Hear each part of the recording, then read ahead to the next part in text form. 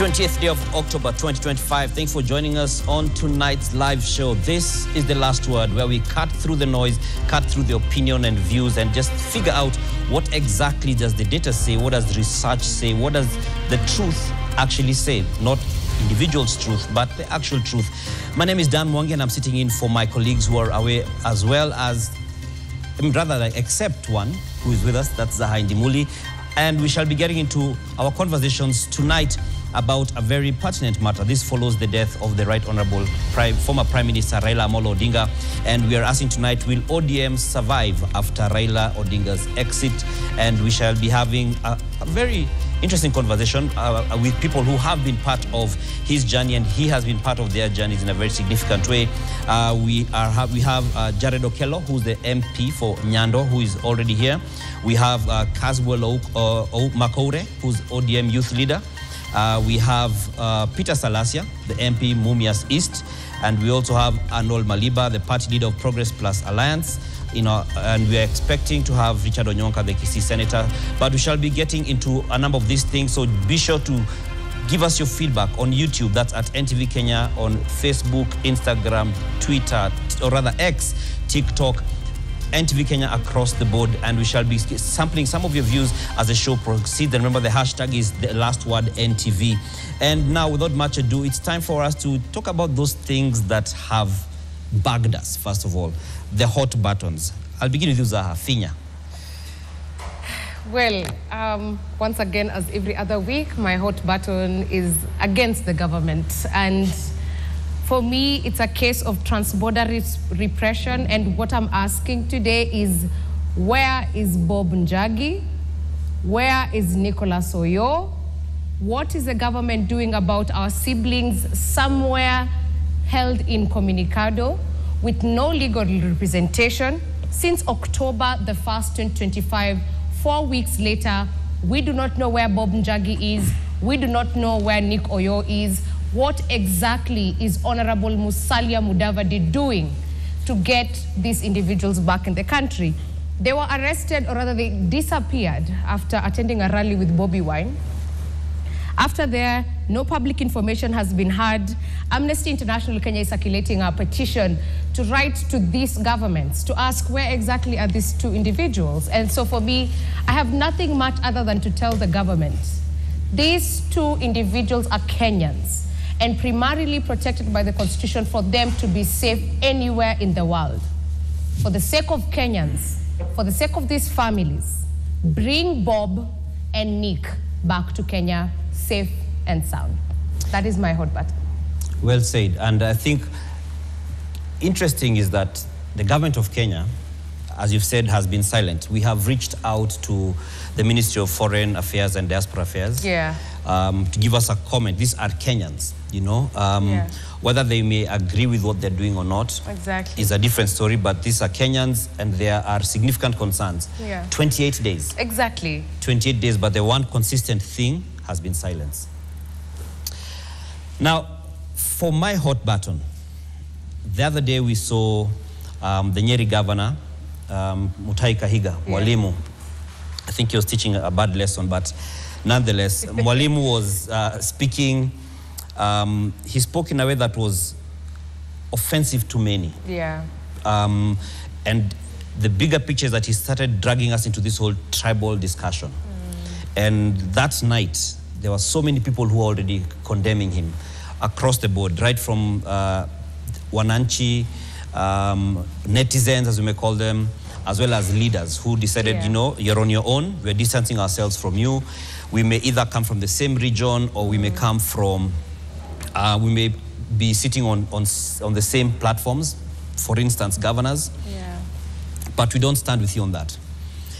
So I take you back to June 2024, in that season, when we had the protests, when people were on the streets, the Gen Zs led Kenyans to the streets, demanding a better Kenya. And what was clear was that there was nothing tribal about that. Exactly. It was about issues. We've always asked for, give us issue-based politics. So it was brought to us. Interestingly, the politicians, I think, found themselves like fish in the desert. They're like, huku ni wapi? So the politicians went missing because that was a foreign space. They didn't know how to push agenda or to speak up where there's no tribe or regional dynamics. It was just issues. And they were actually kind of afraid. You guys were quite gangster down there, so they didn't know how to really step into that space. Some tried, looking like they are comrades, but at times were told, nah, you're not one of us, And so for me, my issue is above and beyond Mutahi Kahiga, also Gladys Wanga, who then became the next person who people were, unhappy with, because when the statements that she and other ODM leaders gave when they were in Kisumu the following morning spoke to the same narrative of pushing us into a tribal space. And the bigger picture for me is how Kenyans are being pushed back into that tribal space where we are conflating regional needs, unique regional needs, to tribal agenda. So I will not then sit and say, because I am from community ABC, I will support person ABC on account of their tribe. Yeah. On account of us coming from a similar place. I even dare say friendship is not a quality of leadership. So if Zaha is my friend and you're vying for a certain position, that's not reason enough for me to support you. Exactly. Because otherwise I would be imposing a personal preference on people at the expense of the good of the people if you're not worth that. Well, I think for me, it's another case of the political class not being able to control the masses. And unto you if you think you'll ever put Gen Z in a box. The tribe doesn't matter. The class doesn't matter. I think I remember when we were hearing Honorable Kimani Ichung'wah telling us these Gen Zs come to the protest and they eat KFC and they take pictures in their iPhones and then they go home with their Ubers. I mean, realistically, we're an age that is not compromised by such. We're actually trying to change the relations of politics and how we combine and confine in them. And so I think Mutahi, Wanga, etc., they all are the same fruits of a political structure that has held Kenyans on their necks to perform politics in terms of their tribes. And I think it's high time that changes. All right, thank you very much. And there could be many things to be said around this, and some of them might eventually come up as we proceed with our conversation tonight, where our issue, what we're trying to have a last word on is, will ODM survive after Raila Odinga's exit? Raila Odinga undisputedly was such a significant figure in Kenyan politics, not just in ODM, in Kenyan politics, Kenya's democracy journey. And having been the party leader, he was one who could call things to order in the party. And I don't know who else has that much sway. Actually, I know none who has that much sway to say that, let's do this. People are complaining, stand down, we are going to handle this. And so we shall be getting our opening comments from some of our panelists, or our guests here, to just give us a sense of the first thing. Even before we get into will ODM survive, for the benefit of those who may not know, I'll require us to just say, what was your relationship with Raila Odinga? Just so that we can get an understanding. Is he someone who held your hand, etc.? So then we can get the context of why it is, a significant matter to you. And so I think we'll begin with Jared Okello, the Nyando MP, on the same. So does he have a mic? Yes, there it is. So Mheshimiwa, karibu sana. Thank you, Dan. What was your relationship with Raila Odinga, just so we can get the context? Well, thank you very much, Dan, and thanks my sister Zaha for the invitation. Let me begin by a disclaimer that since Baba passed on, this is my very first media interview that I'm carrying out. Thank you. Nevertheless, I did receive a lot of media invitations that I respectfully declined because I was teetering on incoherence, having been disillusioned by the passing on of Baba. To date, the country actually is still very tensed. There's palpable silence, as if our lives have been shattered, our dreams have been compromised. But we know time is usually the best healer. We are going to pick up from the pieces, and our country will definitely remain united, because that was Baba's main vision for this country. Now, allow me on the same breath, therefore, to also send my condolences to the family, headed by Mama Ida, the Olaju Dinga family, the children, Rosie, Junior, and Winnie, for losing such a fabulous daddy. And thank them also for accepting to share part of Baba with the world. You know, Baba's death wasn't stratified along particular ethnic communities or particular countries, but it was universal, and the whole world rallied behind the family, behind Kenya, with messages of commiserations and all of that. So, you know, Baba isn't new to any one of us. We started hearing Baba way back when we were in primary schools. And he has walked this journey 4 decades in a row, trying to do what is humanly possible to inject changes into our governance in general. Of course, he is hailed for the new constitution, for his quest for devolution, and purity of our elections. So there are many things that can be written about Baba. Fast forward, when I became a member of parliament in 2017, now that I'm serving my 2nd term, Baba surprised me in the month of March. You remember he had, in 2018, on the 18th to be specific of March, he had a handshake with the former president Uhuru Kenyatta. And a week later, he was traveling to London to deliver a talk at Oxford University.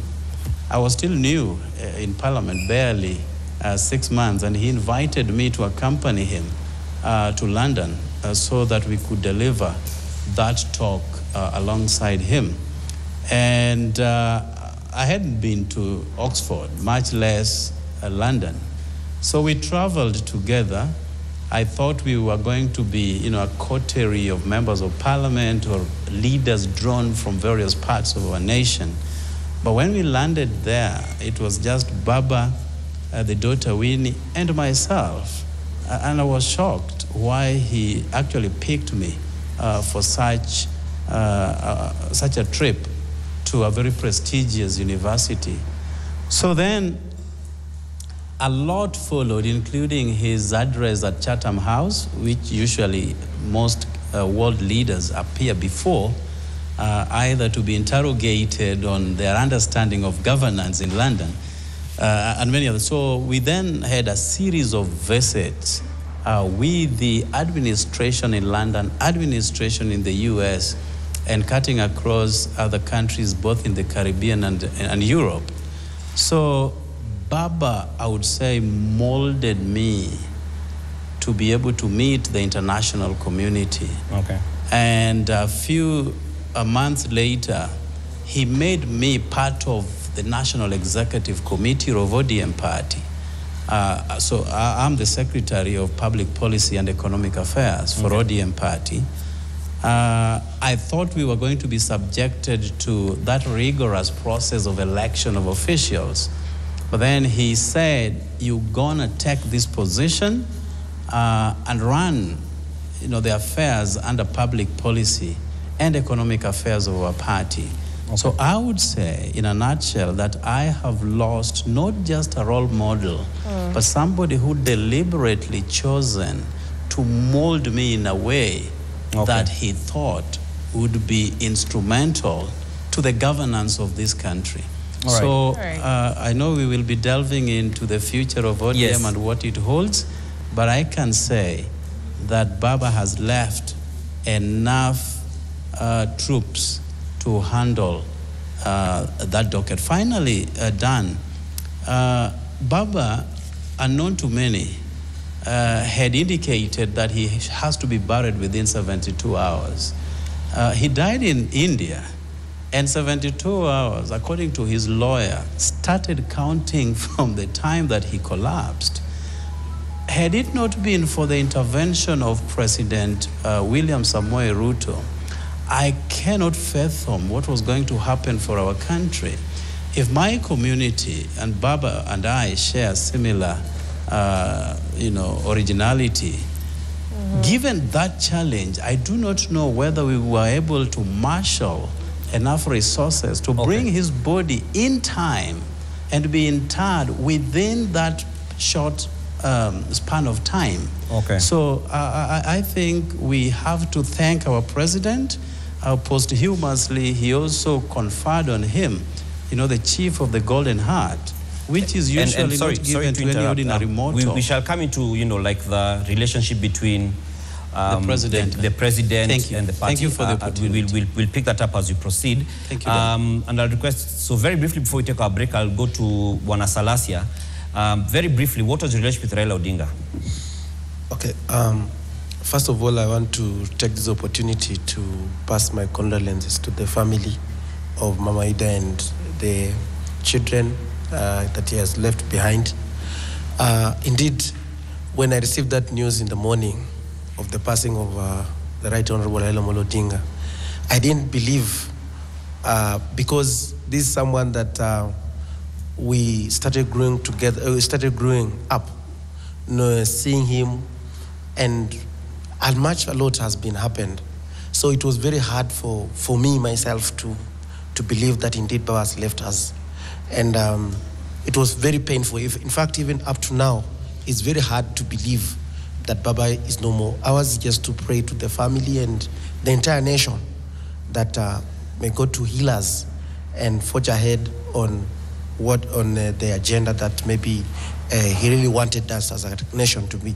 Maybe what I can just say, even during his death, there is something that I felt. Baba was beyond ODM. He was a national figure.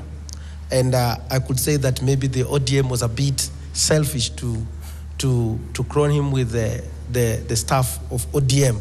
I think maybe it could have been the flag of a national, because we were mourning in all political parties across the country. And even you can see even today in Uganda. So I can say that in my relationship with Baba is that he was my mentor. And I believe since I started politics in 2014, I used to admire his politics. In fact, the principle, I could say that following the principles of Baba Raila. And all along when I vied even in 2017 independent, I was still supporting him, and even during the BBI. And what really made me so happy during that time when they were joining the hands with Uhuru. And all along, what I can just say that maybe, in fact, my dream was to see Baba becoming the president. And I could say there's a lot in the media, maybe to confirm to the nation, when I became so bitter with the handshake, that maybe there isn't one like that. And it was not out of the head or whatever, but I was not satisfied by that particular time that this was the right time for that handshake of the broad-based, whatever. So for me, but I also say maybe it was God's plan, the word Mheshimiwa had just said, imagining maybe if Baba could have in that scenario left us, then, but still also, maybe to the people of ODM, maybe I always challenge myself, ask myself a question, that if the Kenya Kwanza maybe could have done what the Baba wanted in the 10-point agenda, maybe Baba could have been happy. And as you can see, when they were mourning, they said that the Gen Z, whatever they were saying, and you heard what was being said, if Kenya Kwanza could have committed in doing what Baba had wanted, I think maybe Baba could be more happier, and even we could be even living together with him today, because he'll be a happy man. So thank you so much. Thank you, Selassie. Yeah, we'll come back to you because you're on record hitting out at Baba. Yeah, and now you suddenly sound like he was the only hero you knew. The good thing, the internet and the world never forgets. But we are here today to... No, Selassie. I want to bring in Arnold. Yeah.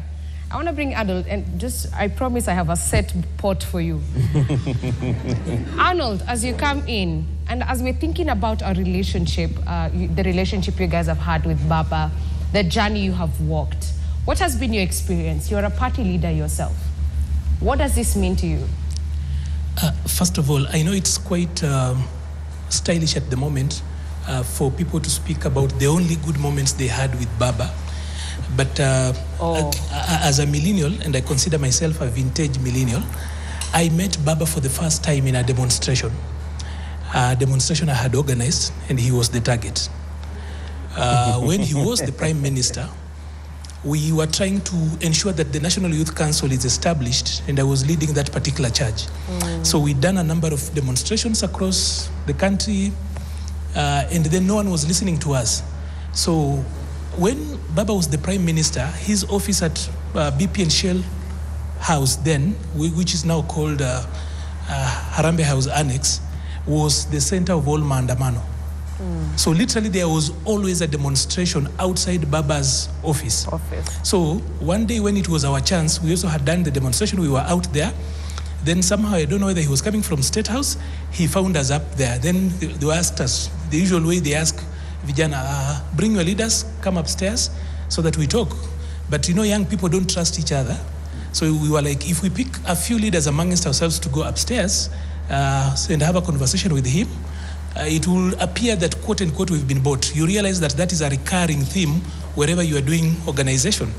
So we insisted that we will have to talk to him outside there. We had a megaphone, we had a petition, and we had to read it.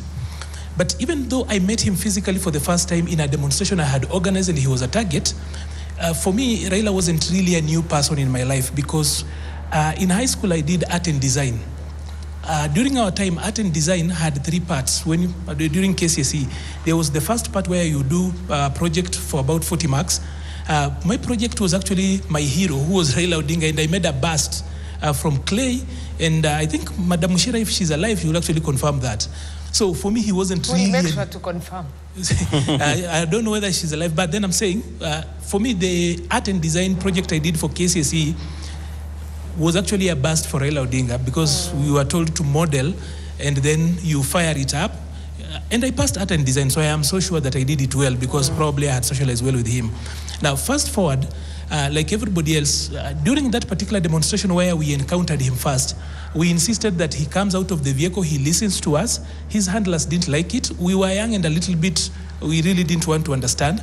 And since the people at the Ministry of Youth, then we called it Moyas, had not treated us so well, we chose one of us whom we thought was a slow speaker. It was deliberately, we said we'll get somebody who stammers to read the statement.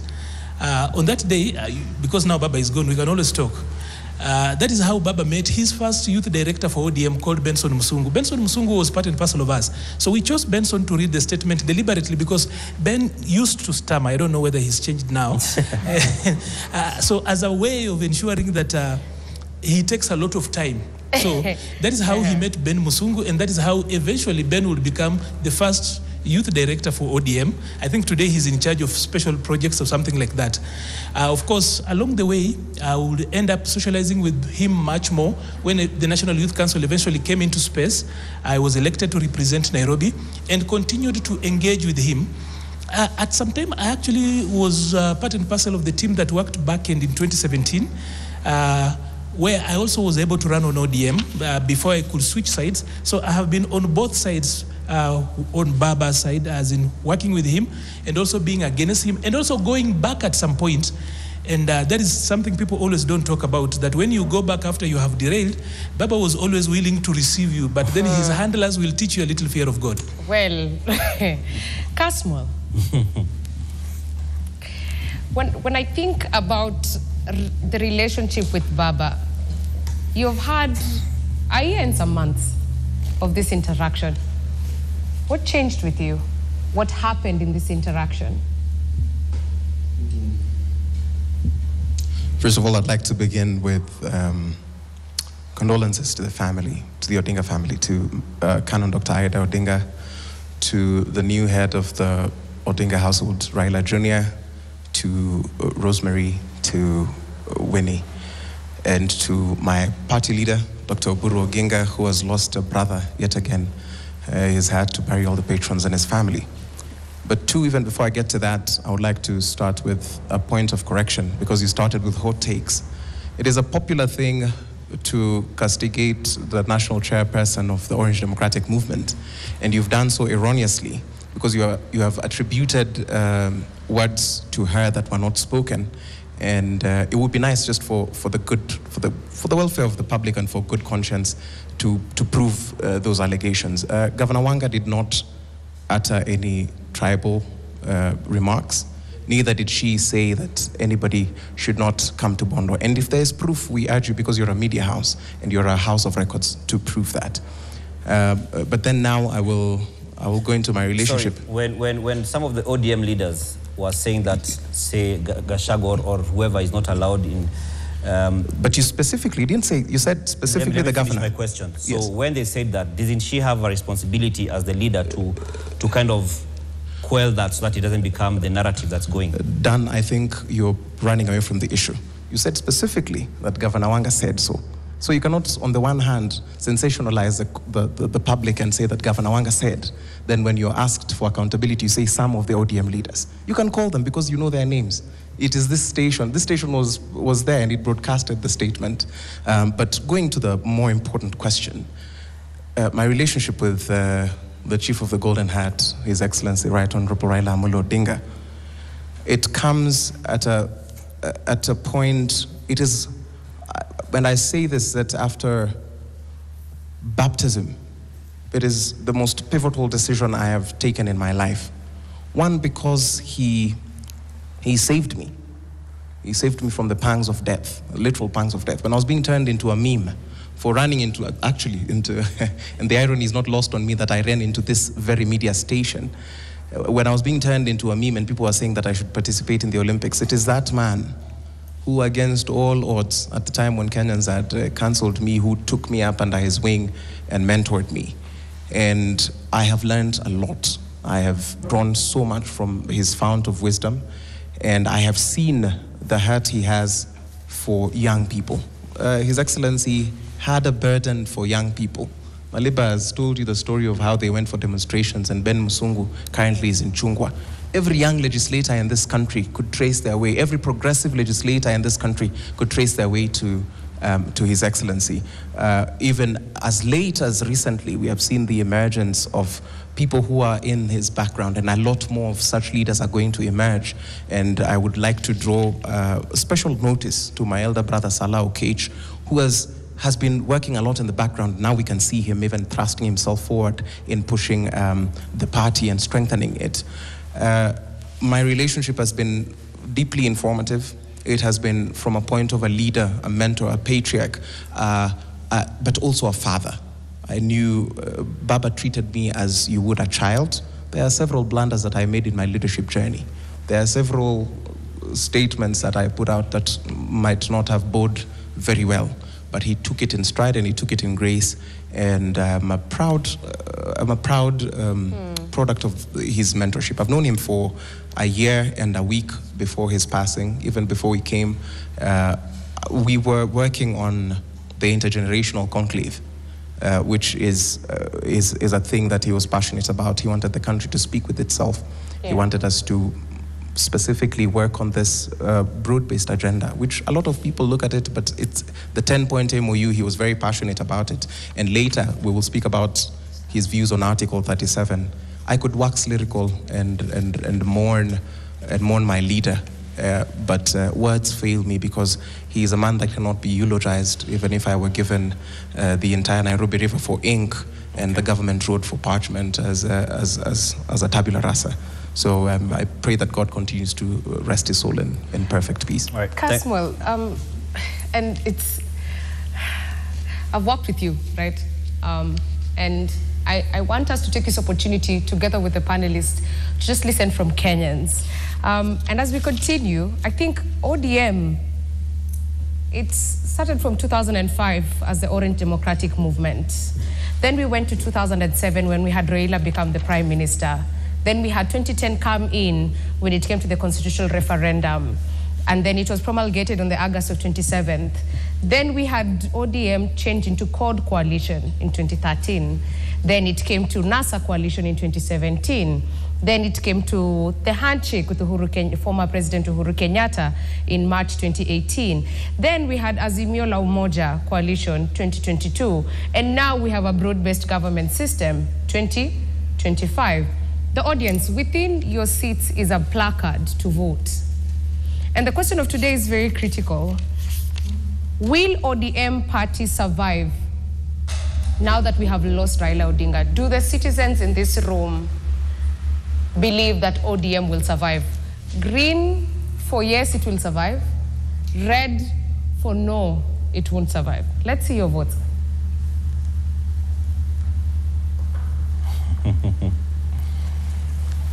All right, we have quite a number of, it's almost split in half. Let's keep them up for a bit. Yeah. Almost split in half. We have guys who are saying it won't survive, and there are those who say it will. They're saying the opposite. There's a mic around you. Let's hear from the audience. I think we'll Just start with before that, I would again, because this is the last word, yes. You have made an erroneous claim. You have said that ODM changed. The Orange Democratic Movement has always been the Orange Democratic Movement. It entered into coalitions and several political formations. That's exactly what I said. No, that's not it, because we'll replay the clip. I'm that's actually fine. paying I said attention. it entered into a coalition, and I've mentioned you the did coalition. not, because that makes the question biased. And two, it is not a split. There was 9 for it will survive and 7 for it will not. All right, back to the main question, because I feel you might have missed something she said, but either way, we will not dwell on the minors. So let's have someone who thinks it will not survive. A red. Let's have a red. Let's have a mic. Yes, the mic go to. Okay. Yeah. Oh yes, he has a mic there. Please introduce yourself then. Yeah. Okay, my name is Samuel Jobunga. I'm the chairperson of the Revolutionary Students Commission, a student wing of the Communist Party Marxist Kenya. My reason why ODM won't survive because Raila, may his soul rest in peace. I want to offer condolences to the family, to the Mama Ada Odinga. So let me go to why it won't survive.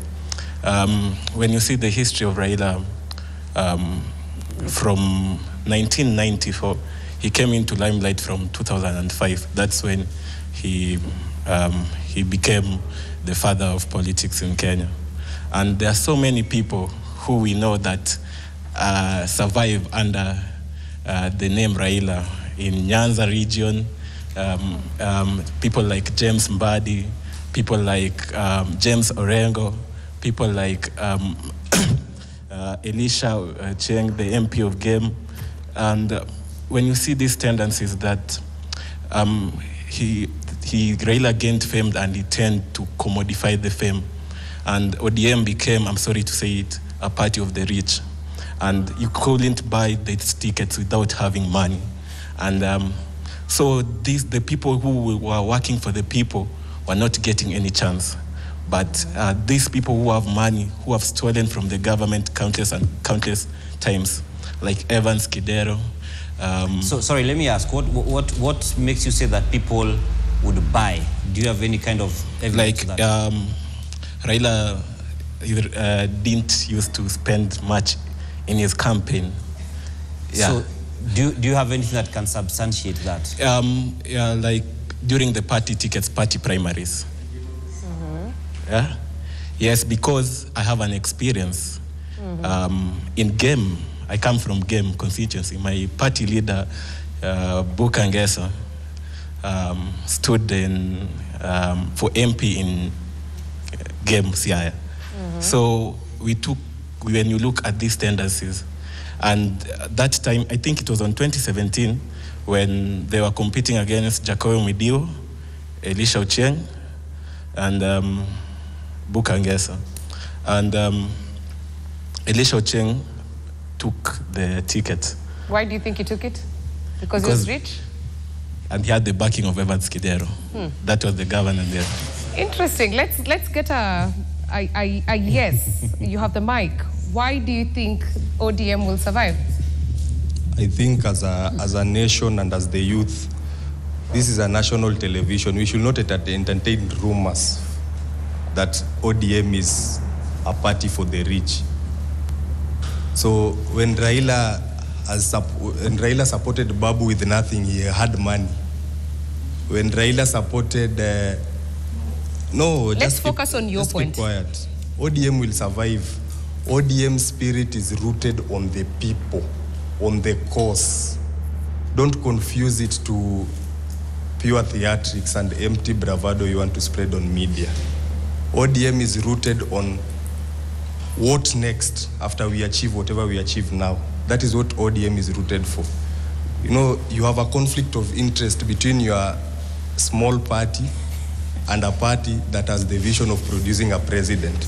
So why do you think it will survive? And ODM will survive because ODM, the structure that has been built and formed there, is a structure that is supported by the ground, not by the leader they say. ODM has been removing leaders who do not work and empowering young leaders.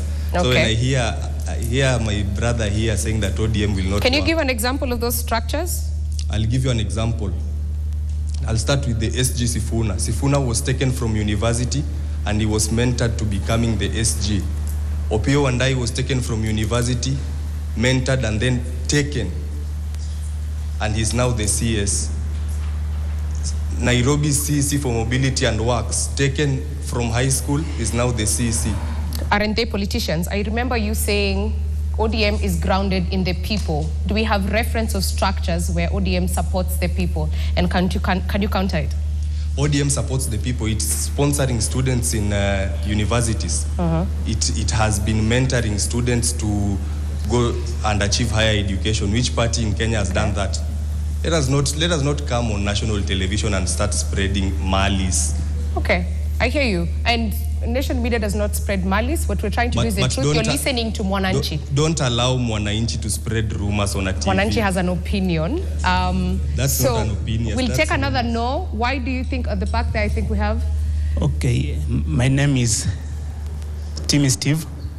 Okay, from the Academic Citadel of KCA.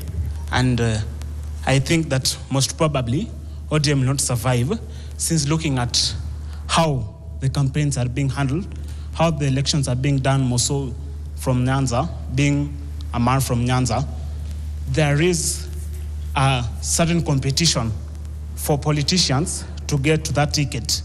And from what we see, from what I've seen all along, there is a stiff competition, and it seems that there is greed also involved.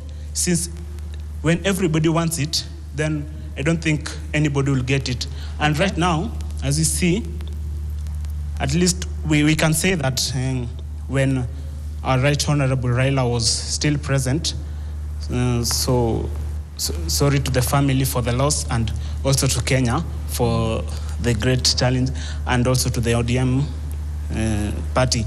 And we realized that when Right Honorable was still alive, he used to hold it with his principles. He used to hold it and bring people together. But at this moment, the reason why I think it will not survive, there is no one to bring people together, to tell them this is right, and everybody is looking up to be the person that will guide this thing. Okay. That's the reason why I think it will not survive. Let's have a lady too. We do have ladies in the room. You're supporting no? Yeah. I think the other lady, you're supporting yes? Okay. Let's start with the yes. Let's start with the yes, then we come to that. Go ahead. Okay, thank you so much for the opportunity. My name is Nehema Rotich, and I would say yes, and I would be on logic. In a family, if a father dies, it doesn't mean that the family stops running.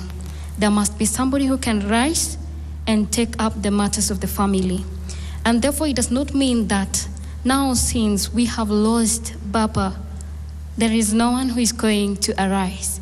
So it means that if one is going to arise and be strategic as Papa used to be, and build on the legacy that Baba used to build on, then ODM can survive. So the question is, how strong are they to stand on it? And that is the thing that calls to the survival of the ODM. It can still survive when they arise. All right. My name is Anne Kimberly, a law student at Jomo Kenyatta University, and I would want to expressly say ODM will not survive for a very explicit reason. When ODM was formed, it was a political party that stood on ideologies. Over time, ODM grew to become a personality-driven cult. ODM was there because of Raila Amolo Odinga. Many would be asked and would say, ODM is Raila and Raila is ODM. I've grown up in a family where ODM reigns. I've grown up in a family where Odingaism is there. So I can strictly say people support ODM not because of the ideologies it stands for. My good brother said ODM stands for a cause, and that's why it will remain. And I would expressly ask him, what cause does ODM stand for? What is the ideology? And you'll get time to answer that as I proceed. ODM was there because of Raila Amolo Odinga. And also my good sister said, when somebody died in when a father dies in a house, an apparent heir is supposed to rise. And according to, let's say, because the ODM is rooted in the African culture, the apparent heir is supposed to be coronated very quickly. And during this period of time, we come to the realization of who can match the charisma of Raila Amolo Odinga. Is it Kasmuel?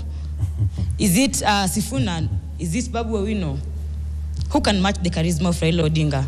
I think, and I can expressly say, nobody can match the charisma of Raila Amolo Odinga. So ODM dies with him. ODM might split, ODM might venture into other things. Some of the ODM members might become political orphans because they won't have anywhere to go because they used to cling on Baba's court. Yeah, that's all I have to say. ODM might not survive. Thank you so much. I think I'll bring it back to the panel, and I'd love the mic to go to Kasmuel. And Kasmuel, also retaliating that I didn't say ODM changed. I mentioned the coalitions it changed within, just in case maybe you didn't catch me. But I want to know, how then will ODM redefine its accountability and movement character now that Baba is gone? This is a party that is now known to handshake every single time, every single regime. Baba had a unifying factor. Members of the ODM party have proven beyond count that they will go where it serves them best. How then does ODM look at refining its accountability as you continue this journey of survival and structure in making sure the party exists? First of all, the ODM does not need to redefine anything because the Orange Democratic Movement has such plain ideology. We are a center-left party that is rooted in social democracy. So we don't need to reinvent the wheel there. So what is the ODM ideology, Kasmuel? That's what I just said. In case you missed it, we are social democrats. And we believe in civic republic. We believe in the civic republic. So we do not need to reinvent that wheel. So we believe in the welfare of the people. We believe in that education and basic rights should be availed by the state. We believe that is what ideology is. And a lot of the time, people usually say ideology to seem like issues. You know, there are issues and there are ideologies, and that is part of what we need to learn how to differentiate. That last year, for example, in the People's Popular Uprising, we were united on the issues and not on ideology. That is why, for example, and my good comrade is doing a good job. However, there are some holes in the arguments that you've made in the popular struggle, because if you cannot understand, for example, the contradictions that are happening in the communist, last year you were the Communist Party of Kenya, a split happened, individual interests took charge, and you became the Communist Party Marxists. But now going back to my party, there's nothing we need to reinvent. You speak about handshakes. It is a devious question, because these handshakes do not come off themselves. You cannot, on the one hand, say that we believe Raila was this amazing leader, and every single time he presented himself, 5 times he presented himself on the quest of presidency, and he was failed by the population. People look and castigate him for saying that he gets into handshakes. He did not become prime minister out of his own doing. He became prime minister because the democracy of our country failed him. It was after the post-election violence. It was not after that. The post-election violence did not cause themselves. It's like saying people died of protests. It was because his election was stolen. Okay. His election was stolen and he has to enter into a grand coalition. And we are trying to make this look like he was cutting a deal. He was saving the country. The next time he goes and you see that when he comes back in 2014 after where they went with Mheshimiwa Jared, the country is in such turmoil. His people brave it and they come and they rescue it from... in the first term of Uhuru, they did not do a handshake. They just challenged these elections. In 2017, when we have a nullified election, the ODM had the nerve, the mettle, the principle to stay away from a sham election and say that we shall not participate. That was not Raila Odinga's decision solely. It was him as our flag bearer, but the party said, we refuse to participate. And the next time he shows up, now he shakes Uhuru's hand. During these really tumultuous times, he had already proven that he would steer the country into a different direction. He's not availed that opportunity. Okay. In 2024, when our country is on the brink of collapse, when all these young people, because I remember all of you from the streets, he gets into that arrangement after we have told him, Baba, stay at home, we do not need you in the streets. Then, yes, now we get into the broad-based government because you want to make it look like an animal. How does the Orange Democratic Movement enter into the broad-based government? It enters there through a signed memorandum of understanding. Okay. What are the points in that memorandum of understanding? The first one is implementation of the NADCO. The NADCO report arises from the popular uprising led by the Orange Democratic Movement against the cost of living in 2023. The second point in that memorandum of understanding is saying that we need to lower the cost of living. The third point, which goes into that memorandum of understanding, and I could go all the way up to 10, says we need... No. Let me tell you. I'm telling you now, because you can't press. I have to say it. Let me learn. The third one, the memorandum of understanding says we need meaningful public inclusion in public life. How different are these from this issue that we are saying that we need to advocate for the interests of the youth? You cannot say that there's a broad-based arrangement in ODM. We don't just enter because we wanted a deal. We enter with conditions. The only way, and we've said we'll stay in this arrangement, because there's a caveat to this broad-based arrangement, that from the Orange Democratic side, we stay in this arrangement up to 2027 if these things are actualized. And you saw the top brass yesterday student said that we remain in this arrangement and we still support it. 2, these things are being actualized, but they're being fought by propaganda. We as the young people are the same people who say that we want victims, at the very least, of protests to, 1, be acknowledged, we find legislative and legal redress for them, and at the very least, some form of financial reprieve. This is part of our agenda. On the one hand, we say we want that, we want to take more innocent people to die on the streets, and on the other hand, when Baba risks his whole reputation and says that we need to form a panel, we say it is unconstitutional. So we cannot speak from both sides as citizens or as media personalities, think that we will press and say, when did we give the Orange Democratic Movement power and the Orange Democratic Movement abused it? It has not happened yet. And so that's why I'm asking Kasmuel, because you have synthesized, discussed and deliberated a fatigue of unfulfilled revolutions, of which you have confirmed that ODM presents, which is accurate. Right. The question is, with all these agreements, is there anything ODM pushed or has pushed for that has been achieved? Yes. Which example? We have a panel that's what I was saying, that is being fought on the compensations of victims. So it's being fought till now. Do you understand what I'm saying? Yes. The Orange Democratic Movement is pushing for these reforms, but you cannot just wish. Is that what I'm hearing? No. You're doing this form of pressing journalism that does not work. These are human rights, Zaha. This is not a theoretical paper. These are lives we are talking about, transforming lives as a party that has not yet captured power. I can tell you these are the directions we've taken. We have ensured. Power? You cannot. That is a tricky question. How have you not captured power? Because we were not voted in. We cannot be this elementary. Let me explain. Let me explain.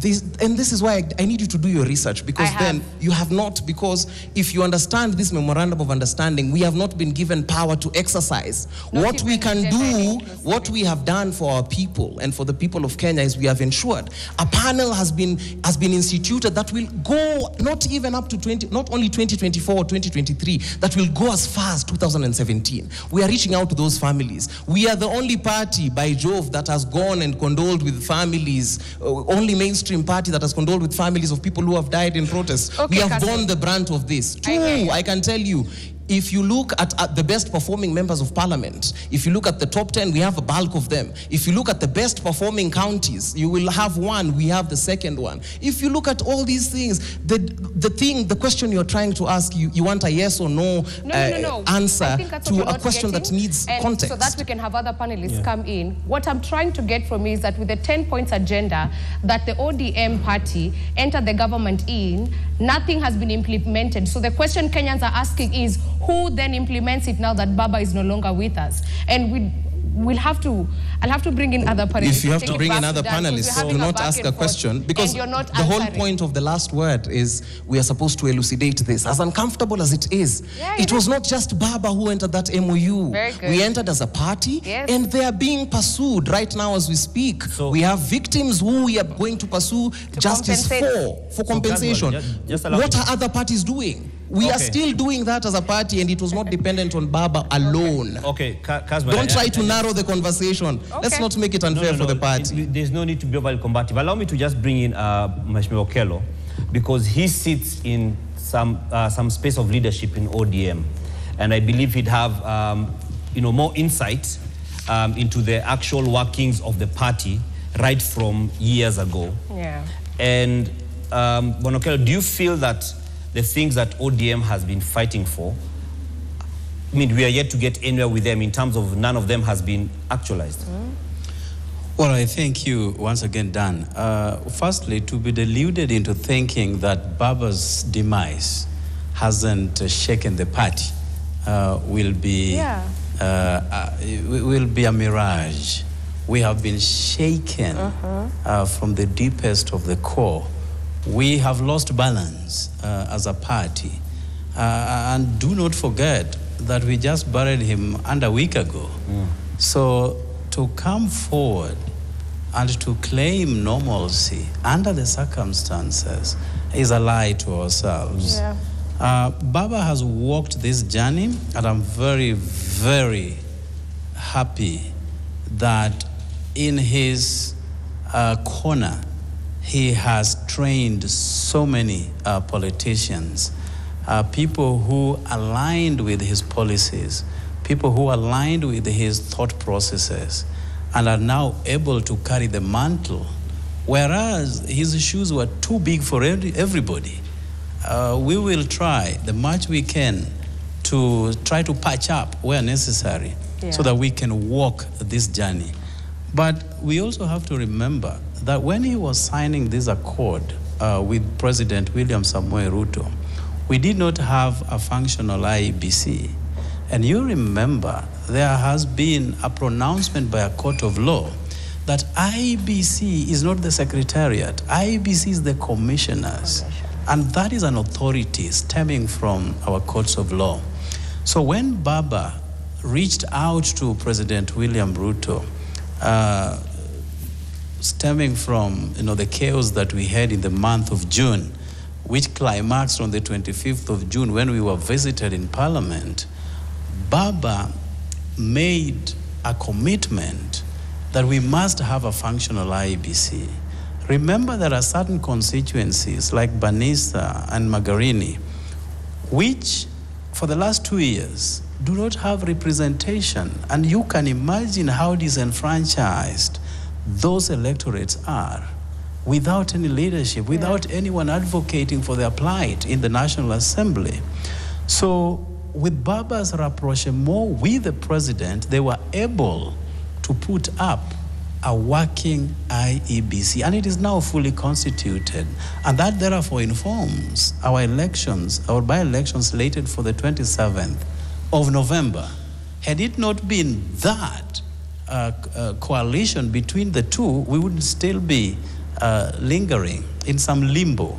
But now we have an IEBC as a result of their agreements. You also have to remember that Baba has always advocated for devolution. In fact, he died preaching the tenets of devolution to his last breath on earth. On the 30th of June, and this is on record, the CS for Treasury, John Mbadi, was able to release all the monies accruing from the devolution funds to all the counties on the 30th of June. And remember, this is when we move into a new financial year. So the year 2024-2025 monies were expended to counties on the 30th of June, on the dot, all of it. So we then started a new year on a new slate. Had it not been for the working relationship between the two, and probably having Honorable Mbadi as an expert within the Treasury, we would still be agonizing when these monies will be taken to county. And we've had backlogs over backlogs. And that also extended to the NGCDF, which for the longest we have had to wait till a new year dawns before clearing the previous year's backlogs. But on the 30th of June, as monies were going to the counties, NGCDF was also paid in full. There is the element of, which was also part of what was signed, that the human rights must be given prominence. And that also spoke about the abductions, the wanton abductions that culminated our systems from the Gen Z protests. And you remember, even in the presence of the president while in Homo Bay, the prime minister told the president to his face that abductions must stop. He never minced his words. He never beat about the bush. He was so direct with the president, and thank God, the abductions stopped.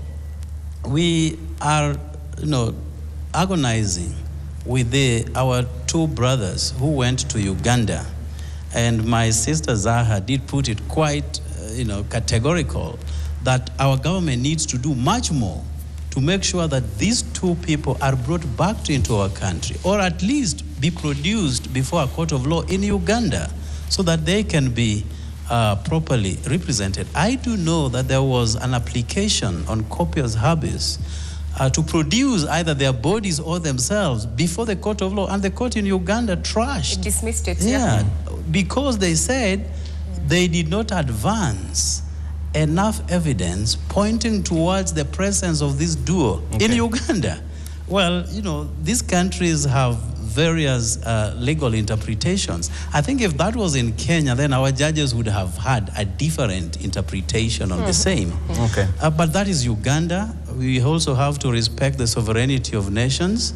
But we hope and pray that our brothers are safe wherever, and that they will be brought back into this country safe and be reunited with their families. All right. So we have had a huge catalog of certain things that certain times go unnoticed, that as a result of the two coming together, the former Prime Minister, now deceased, and President William Ruto, we have seen gigantic steps towards progress. And therefore, we cannot say that rapprochement resulted into nothing. We have really seen quite a lot happening.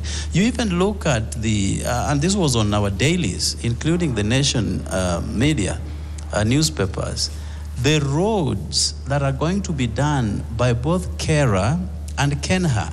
And these are bitumen standard roads. And you can see how they have been distributed across the country evenly. I mean, this is a break from the past, where roads and all development projects were only targeted at particular people, and mostly those who knew how to sing better the tune of the government. But now, with the current understanding, we have had resources evenly spread across our nation, and we hope that the funds will also follow those functions, so that at least our country can have a semblance of equity in distribution of national resources. All right, thank you. I want to come to Bonasalasia.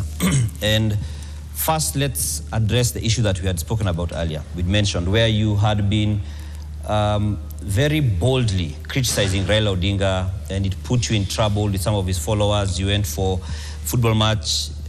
You are dealt with. Let's put it that way. Walideal na wewe. But now you're coming and I'm not saying that you shouldn't say positive things, but it almost looks like there's a sense of hypocrisy, where on one end you've been throwing stones at him, then when things change, you begin to change tune. First of all, I really wanted to refrain myself from talking about ODM because of the untimely death of Baba, but I'll try to speak as now ODM and not about Baba, because ODM is here with us. Number one, what I would want to say is that I'm one of the few leaders who followed Baba Raila Amolo Odinga because of the principles. And I still believed in those principles that this was the right direction that Baba could have taken. I think that one, that was my position, and even up to now. And remember, even when Kenya is playing in this country, we put across that this player comes from this region, this player comes from this region. We all unite as a nation to celebrate the Harambee Stars when it's playing, and we unite together. We can differ in political ideas, but when it comes to life and about the nation Kenya and about the life of an individual, then it comes to be the responsibility of every Kenyan. And so we could have differed maybe politically on ideologies because of the going against maybe the principle that I had, because my principle was that I wanted to see Baba Raila Amolo Odinga becoming the president. And even when he was going for the AU, because by that time I was also serving as in the Committee of Regional Integration, and I really knew one or two things that had not been done by the ruling government that they could have ought to be done, that could have guaranteed Baba to win the AU seat in Addis Ababa. So those were my preservation, and I really, because I can tell, like even towards the end of everything, Baba, maybe wherever he is, he will realize that he was having so many parasites around him, and they really didn't want him to be the president of this republic. I think if I could have been the advice of Baba, I think I could be caning people seriously, because I was seeing serious blunders, every blunders. And even I remember in 2018, and I think even I myself, I'm always overwhelmed in leadership. Because you know, like sometimes there are things that you as a leader, you need to be reminded, no, do this, do this. You remember even in 2017 or 2018 when they entered the Uhuru into the partnership, the handshake, and there were issues to talk about the IBC reforms and all that. But you realize that the advisors, people who are closer to him, they will tell you that they never maybe reminded him that we have to fix the IBC reforms before we get into 2022 election. And remember, even during that time, you find like there are those monies that people are saying agents were not being paid, but money were being given. So I know, and this is what tells me always, that if I could have been closer to Baba, I think today Baba could have been the president of the Republic of Kenya. So last year, which political party are you in? You see, I've said, let me tell you. Which, I usually ask very direct questions. Okay, Which I'm in DAP party, but I'm in DAP, but because I remember when we started this conversation, I said that ODM was selfish during Baba, because Baba was bigger than ODM. And do you think in the political climate that we have,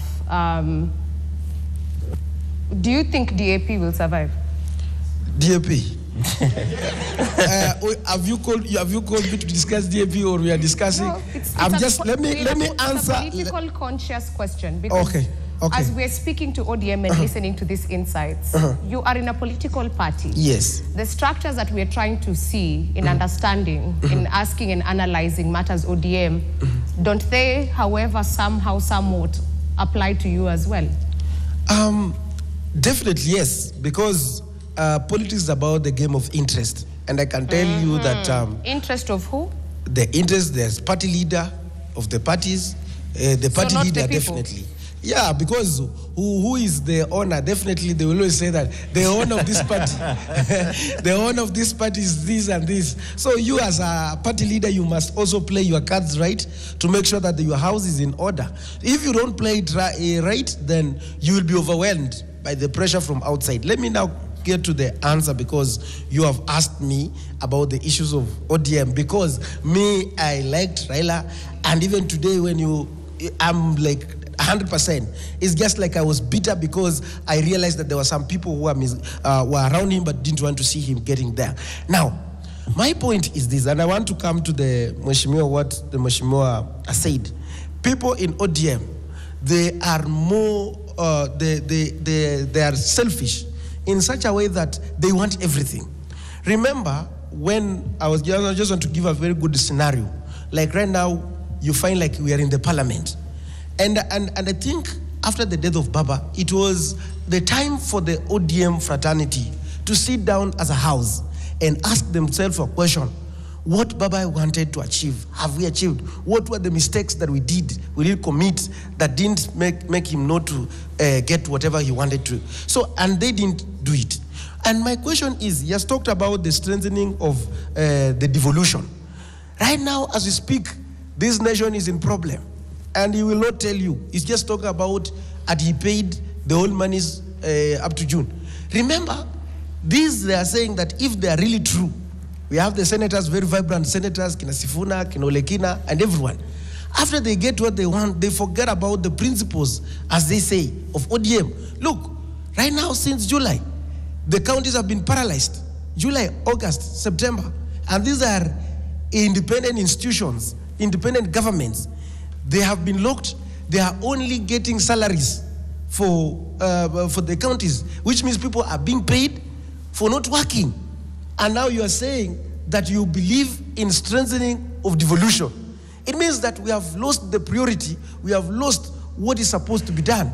Now look, because of the EGP, instead of the ODM telling the people, we had even the pilot study, these things were not completed, counties were not ready to use the EGP. Now all the 47 counties have been paralyzed through the EGP thing. Number two, you ask, and I want to compliment what you asked about the 10-point agenda.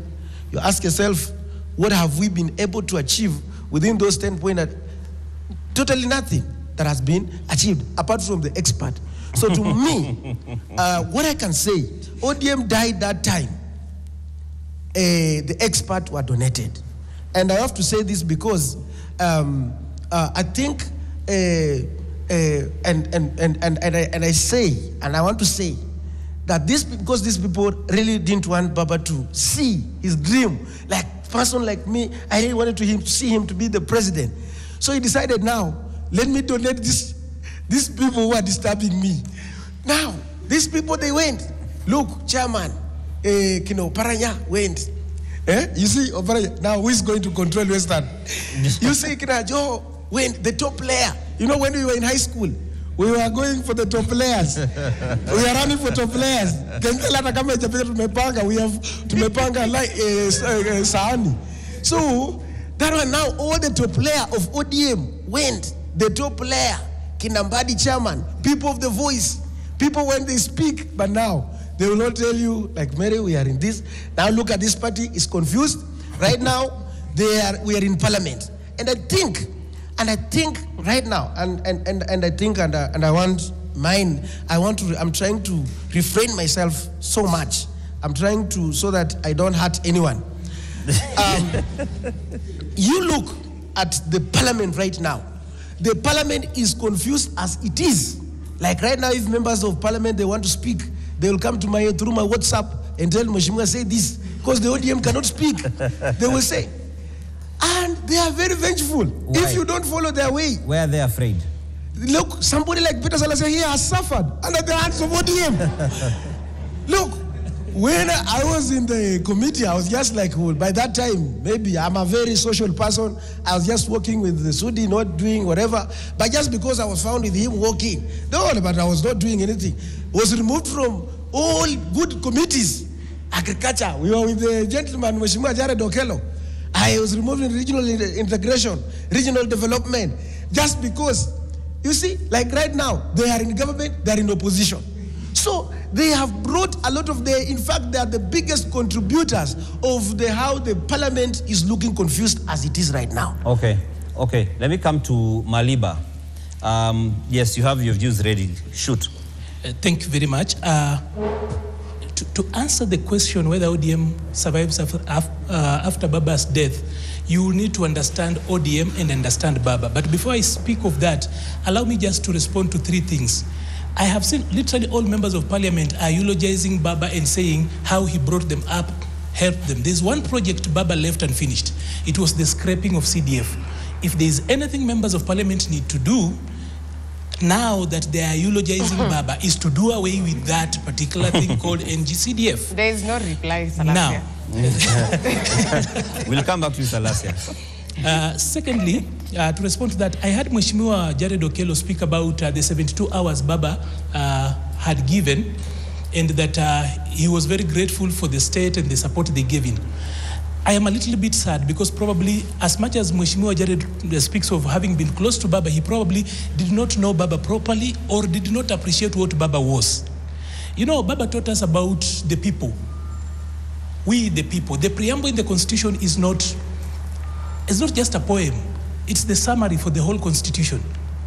So, as much as Baba said about his will spoke about 72 hours, what these guys did not know is that Baba also knew that there is the people's 72 hours. So, as in, Baba hadn't consulted us, because even Baba in his own lifetime never attended a funeral like his. If he was alive, he would have understood the challenges we had. So there's the people's 72 hours. And even if the state had not given Baba a state send-off, we would still have given him the people's state send-off, because we are the sovereign. Even if they had refused to give him military honors, we would still have given him the people's military honors, including the CGH that he was given. As in, Baba was not accorded the respect he was given as a favor. Baba earned it because he embodied the second liberation. None of us feels like Baba alifanyiwa a favor. So when you want to thank the government, there's the people's 72 hours, there's the people's state burial, everything. He was the people's president. So a little bit I feel sad that as much as Mheshimiwa Jared is sad, he probably is very sad and forgot who Baba really was.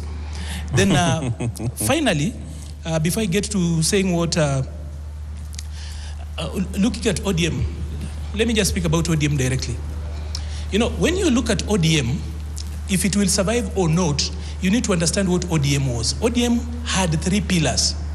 The first pillar was for the ideologues, the people who believe in ideology, the strong social democrats, the center of the left that Raila represented, the very spirit that gave us the second liberation, the ideologues, Baba himself, the Sifunas of this world, the Orengos, the Anyang and others. That is one pillar of ODM.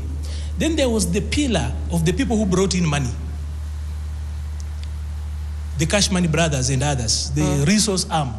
That was the second arm for ODM. It's important for a movement to actually have support for resources. There are guys who are in ODM courtesy of one thing, that they had resources. Then there's the third arm in ODM. That third arm, I call it the arm of violence, the arm of enforcement, the arm of the masses. Now, these 3 pillars are essential, but they are not sufficient in and of themselves, because they needed the overarching umbrella of Raila Odinga, the person of Raila Odinga, who made these 3 ingredients make a party. Why do I say that? Because ODM, outside of KANU, there is no other party that was, I'm talking about KANU of old. The present day KANU is just a CBO. So, because ODM has attempted to do, I'm a party leader, it's a new party that we are building, and I desire to build a party that looks like ODM, because ODM has actually done elections. It will go to the grassroots. Long time ago, when I was sick and probably mad, I was a member of UDA. And we tried to do elections in that party. And that is how that party died, including chasing of their number 2. So I know, because I've been a member of ODM and other organizations when I'm not so well. And I know when I speak about what ODM is. So once you understand what ODM is, then you realize this. Then you also have to understand who Baba is. Baba is much bigger than ODM, way far. ODM is just one of Baba's legacies. But technically, ODM was a tick on Baba. ODM was a parasite that found life and relevance from siphoning blood from Baba. And like the Swahilis say, ukitegemea uji wa mgonjwa, mgonjwa akifa unakufa. Mgonjwa akipona unakufa. So, ODM as a parasite that depended on Baba. Once the host dies, the parasite inaweza kuzunguka around for a couple of years. Like, for example, ODM is the great-grandchild of Ford Kenya. Ford Kenya is around. You can decide what it is, whether it's a county-based organization or community-based. You decide on your own. So, ODM as a great-grandchild of Ford Kenya, you know what Ford Kenya under Jaramogi was. So you are going to see a number of things move around. You're going to see a little bit of activity. You're going to see a little bit of passion. So what remains today is the memory of what ODM was, because those three elements that I've spoken about that make ODM were only based on one anchor, and that was Raila Odinga, without which ODM is not able to work. So of course, that then brings me to the person of Raila Odinga. There's one thing people have spoken about, and a lot of times people do not understand Baba, especially when they speak about handshakes. You know, a lot of times, and I see a lot of people who are on social media here, we speak of Kenya as the capital of Africa. It's not just cliche. If you look at demographics, Kenya is actually Africa's capital. For this reason, that we have got Bantus here, we have got Kushites here, we have got Nilotes here, we have got people from North Africa who came by ship, we have got Arabs here who call this home. Semites? There is no other country in Africa that has got, and I'm talking about not special cases like South Africa and Liberia, I'm talking about original African countries. There is no other African country that has got as many African ethnicities gathering in one nation as Kenya. It's only second to Uganda. So one thing that Baba mastered was something that we call consensus building as a skill in leadership. Consensus building here, you're talking about collaborative problem-solving skills. Because when you bring together all these people in nationalities and you cannot have a majority, people will have to collaborate and work. And that is the ingredient Baba brought in. Today you might not find so many people in ODM who are able to do that. So now, having understood all that, now you can come to the question, will ODM survive going forward? ODM died on the morning Baba died. What you have now are memories, echoes, shadows. Kanu is about 62, 65 years old. We still have got Kanu moving around. Nowadays, you look at that cockerel, it looks like it's featherless. Even KFC is much stronger than Kanu's cock. You can see Ford Kenya is still around, moving around. Some other older parties like Safina, for example. We have got about 103 political parties that are fully registered and about 140 others that are in the process of being registered. You do not know so many parties. So, technically, ODM, the party that Baba had founded, is not there. So, at the moment, it will find a new host, and that new host is William Ruto. Ndio hiyo parasite idaenda kukunywa damu hapo kidogo ikisurvive in the meantime. But in the long term, there is no ODM. So, short term, you are going to see a little bit of movement and activity. Kupe ikitoka kwa ngombe wakati ule ngombe imekufa, hiyo kupe inaweza tembea hata wiki mzima bado. And wiki politically could be up to 2027.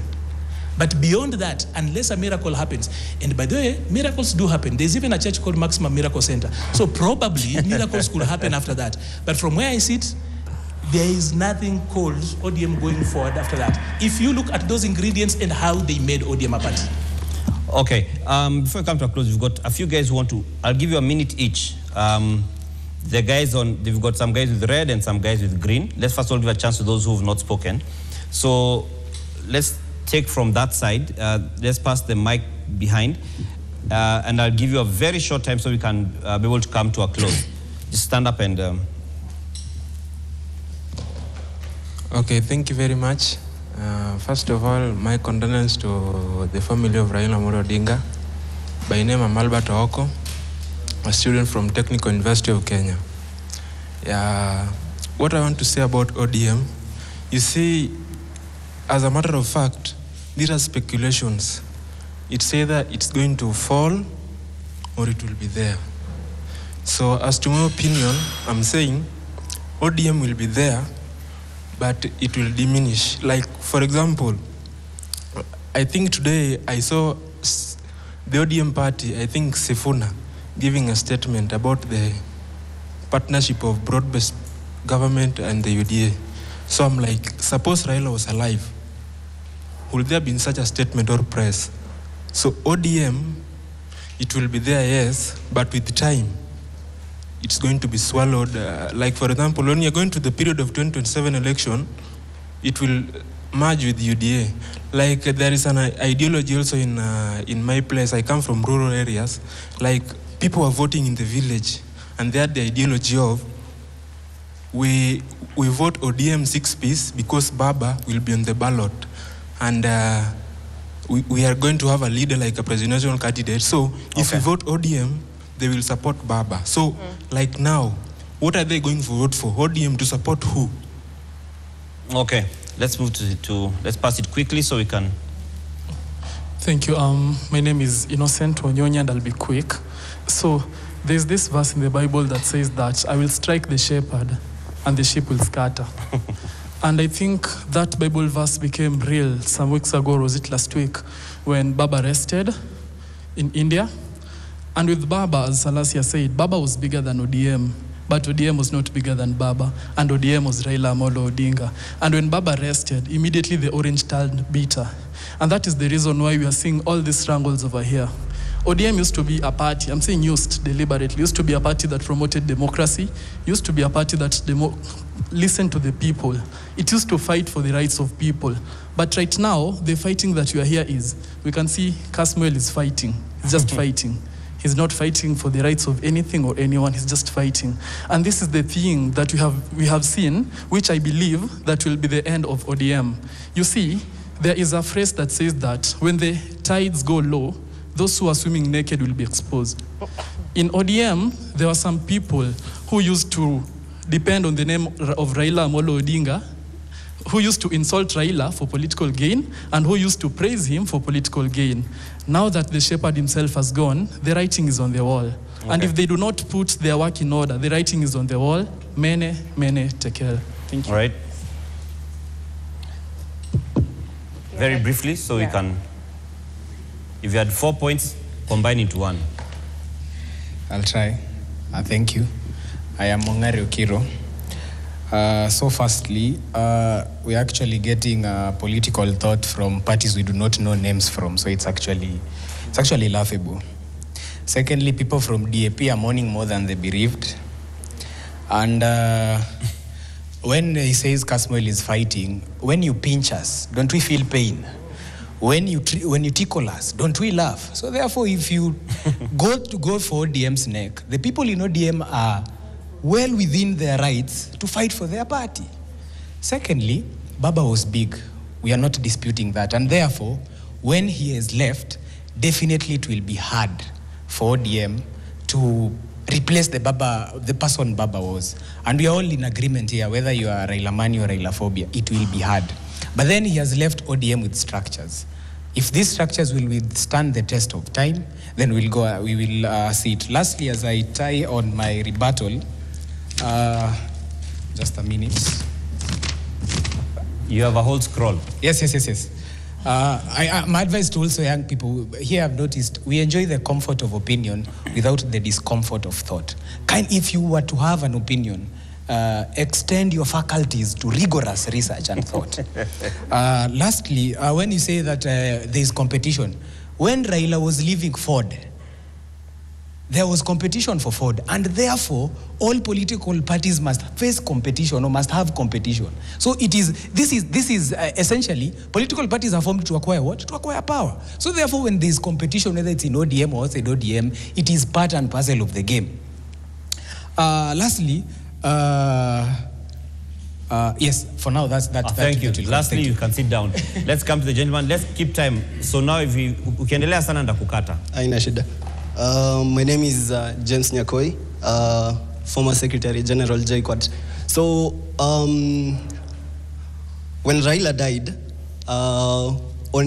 kwa mazishi yake, we saw so many people wakisimama wakiongea wakisema Raila left us in the broad-based government, sisi tuko broad-based government, Raila amekufa, sasa tutasonga na Mheshimiwa William Samoei Ruto, that ODM does not have anyone else or any formidable person who can run for the presidency, and for that reason they're going to support William Ruto. We saw the deputy party leader Simba Arati saying that they are inviting William Ruto back to ODM as among the old members of ODM, and that he should run using the ODM ticket.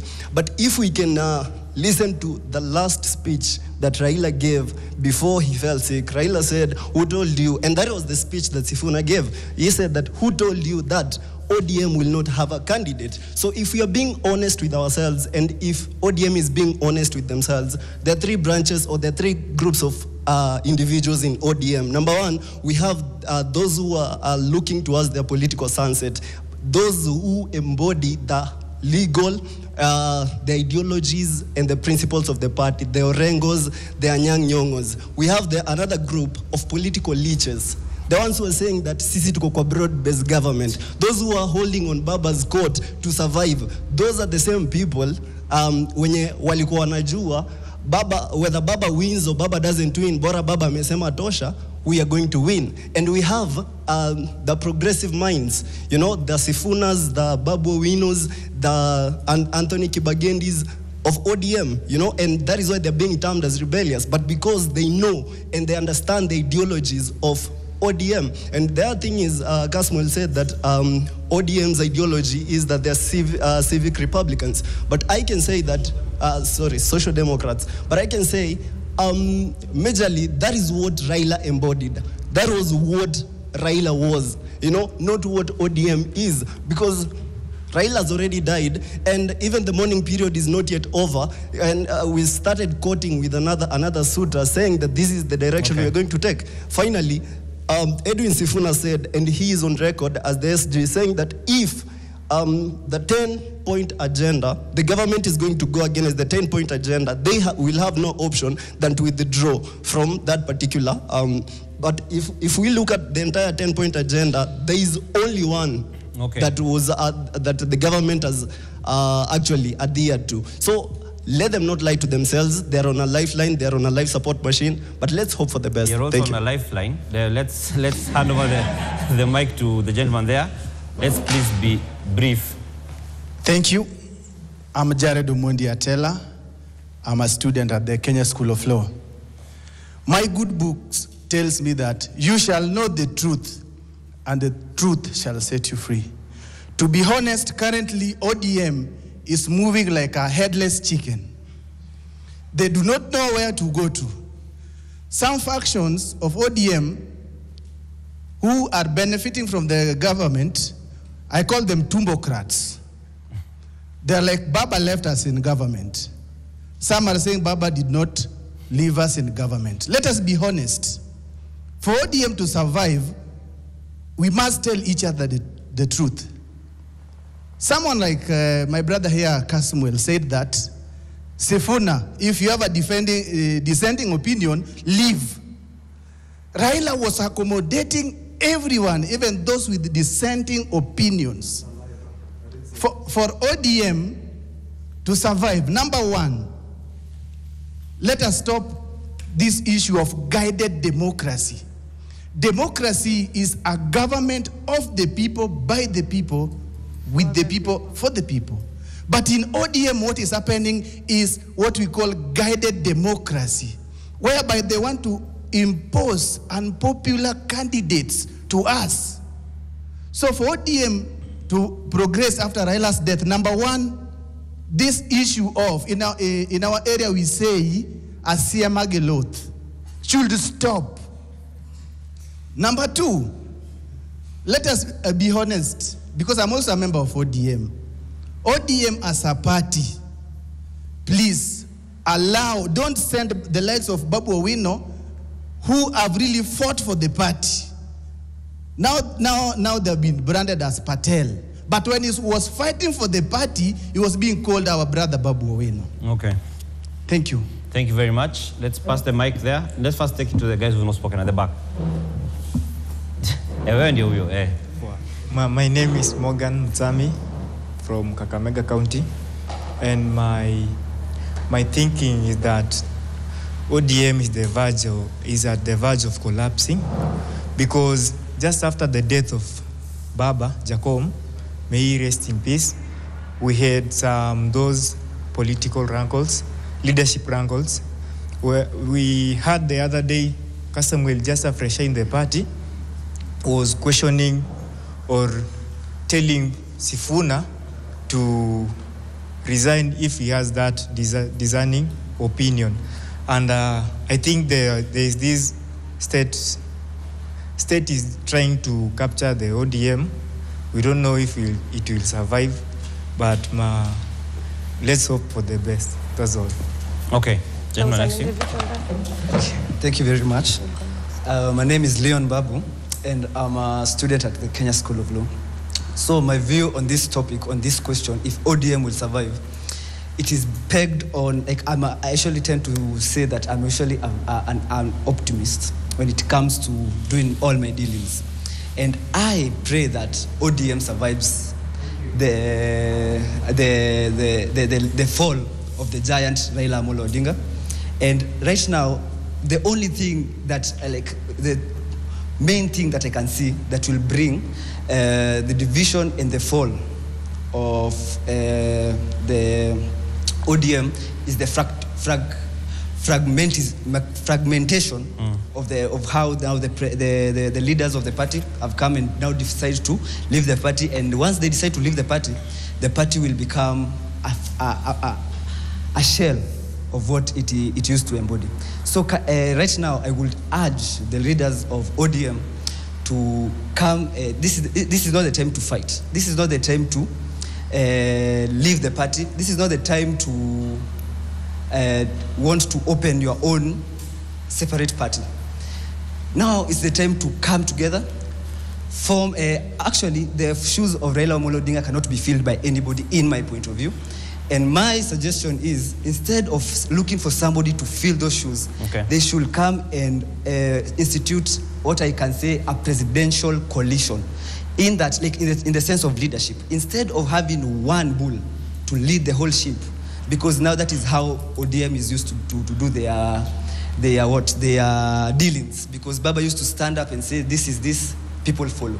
Now it is time, because now the shoes of Baba, we cannot fill them with anybody, even though they try.